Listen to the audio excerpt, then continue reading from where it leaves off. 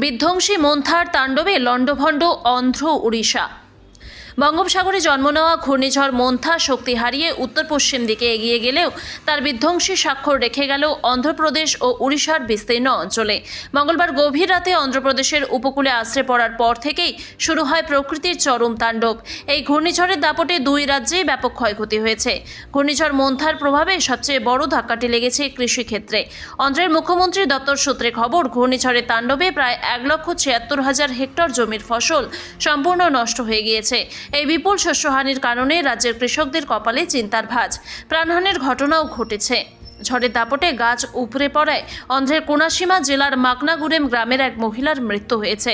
বিপর্যস্ত এলাকায় পরিস্থিতি সামাল দিতে দক্ষিণ মধ্য রেলে অন্তত 122টি ট্রেন বাতিল করতে হয়েছে এবং বহু ট্রেনের সময়সূচিতেও পরিবর্তন আনা হয়েছে। উদ্ধার ও ত্রাণ কার্যে রাজ্যের প্রশাসন তৎপর।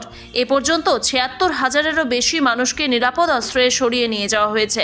জরুরি চিকিৎসার জন্য বিভিন্ন অঞ্চলে 219টি স্বাস্থ্য শিবির তৈরি করা হয়েছে।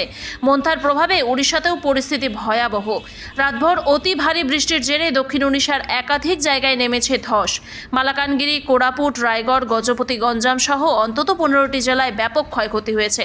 ধস নামার কারণে বহু জায়গায় রাস্তা বন্ধ হয়ে যাওয়ার যোগাযোগ ব্যবস্থা বিচ্ছিন্ন হয়ে পড়েছে।